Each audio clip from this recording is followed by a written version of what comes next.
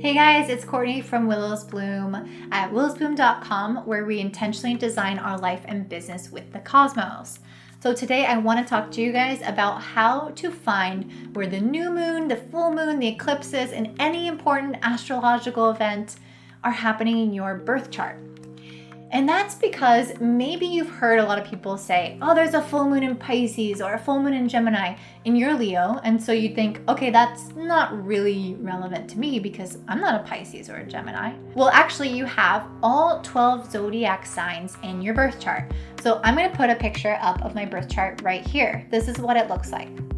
So I'm just going to explain a little bit about what a birth chart is, what these houses are, and how to find where the moon will fall and what it will mean in the different signs, and then what the different moons mean. I'm going to have some other videos because that's a lot of content that I'll reference.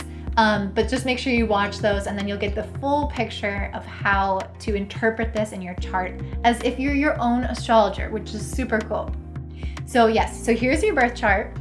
And if you look at it, or here's my birth chart, and if you look at it, you'll see that there are 12 houses or 12 little pieces of pie. And then there are different planets in each house.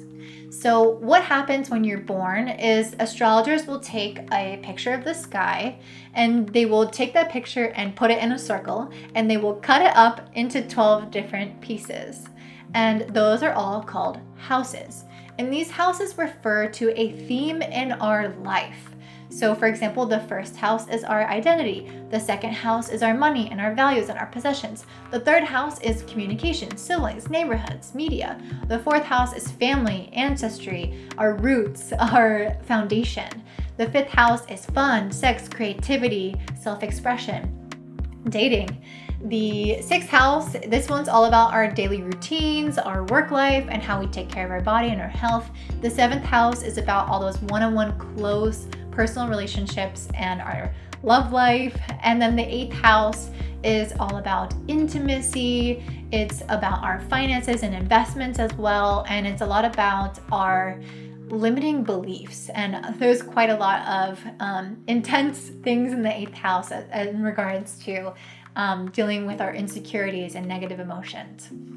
The ninth house is all about traveling far distances, learning complex topics, religion and spirituality, and it's also about teaching. The 10th house is about our career and our legacy in the world. The 11th house is about our hopes, our dreams for the future, our friendship, and our larger community and how we can help them and be service-oriented. And the 12th house is like the house of everything that's hidden. It's a very spiritual house. It's the one that connects the heavenly realm to the earthly realm. So the very first house is our identity, ourself, and the 12th house is the least of the personal houses. Like, how can I explain this?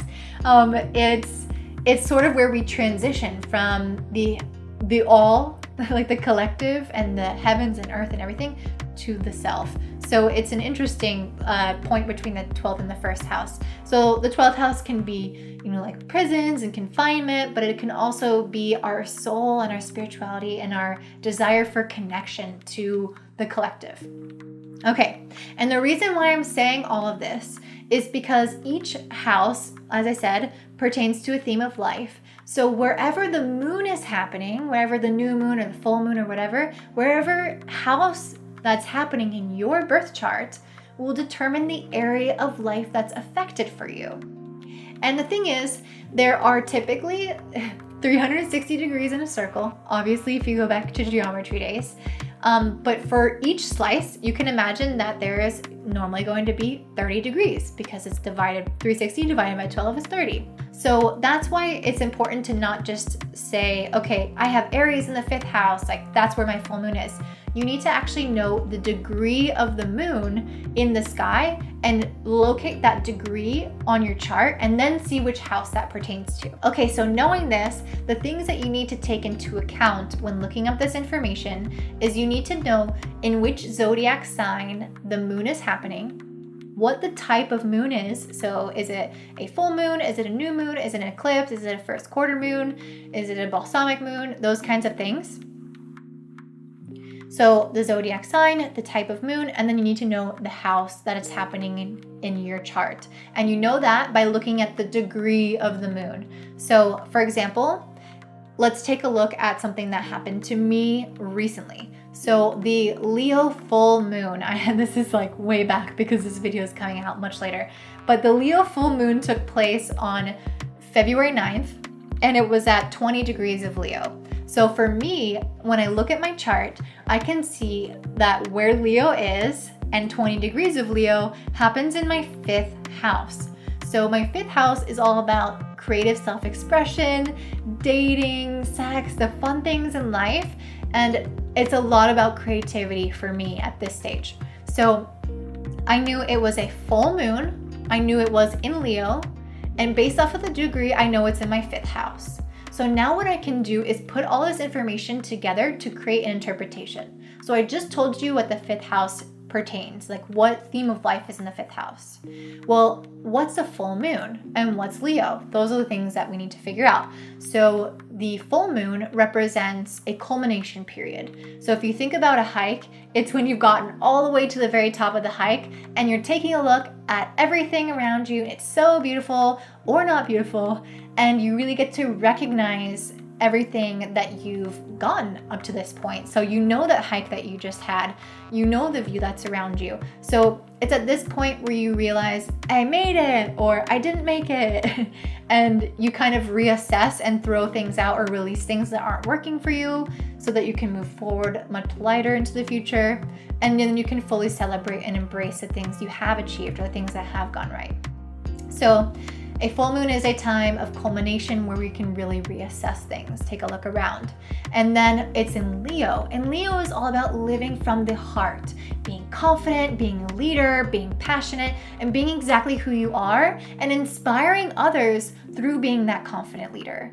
So actually, when there was a full moon in Leo in my 5th house of creative self-expression, during this time I had a super realistic check-in with myself, where I realized that I wasn't making enough progress towards creating something where I was going to be a leader. And so let me actually give you specifics. What I was doing is I decided I wanted to have an astrology business course. And I had already reached out to people for the beta version. They said that they were interested. And then I was like, okay, great. And then I just left it there and I didn't touch it. And I was kind of procrastinating. And during the Leo full moon, the realization that I had was, this is something that I'm creating from my heart, that I really want to do. And that's a beautiful expression of who I am and what I have to offer and what I'm passionate about. And why am I not doing it? Why am I delaying? Why am I procrastinating? If I procrastinate anymore, there won't be enough time to get everything done before I actually launch the beta version with those clients.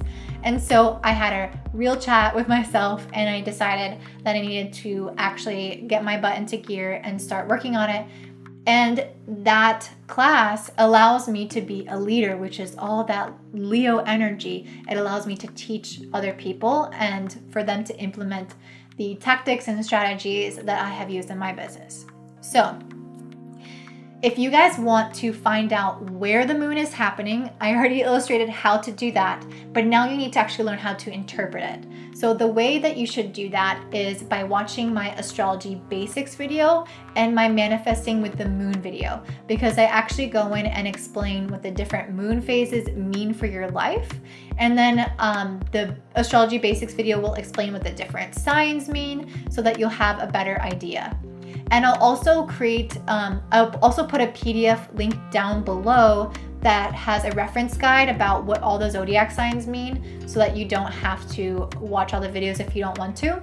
And there's also going to be a moon descriptions PDF down below as well. So then you can learn how to interpret the moons and the phases that are happening in your chart. So I have a question for you guys before you go. Do you actually notice that there's a difference when there's a full moon? And because the full moons have the most emotion coming to the surface, the most energy, I think that is the one that might be the most noticeable to you guys. I'm really curious, do you see this manifest in your life? please comment down below. And if you don't, I wonder now if you will notice it manifesting in those different areas when you start to track it and pay attention to it, because it's crazy how relevant it is when you actually notice when you actually notice where it's happening in your chart, you feel it more. And I don't know if it's causing that to causing you to feel it, or if you would have felt it anyway and just not recognized it. I don't really know, but regardless, I find it really helpful in your life. So anyway, thank you guys so much for liking, commenting, and subscribing. And please hit that notification bell so you can get my videos pushed to you each week.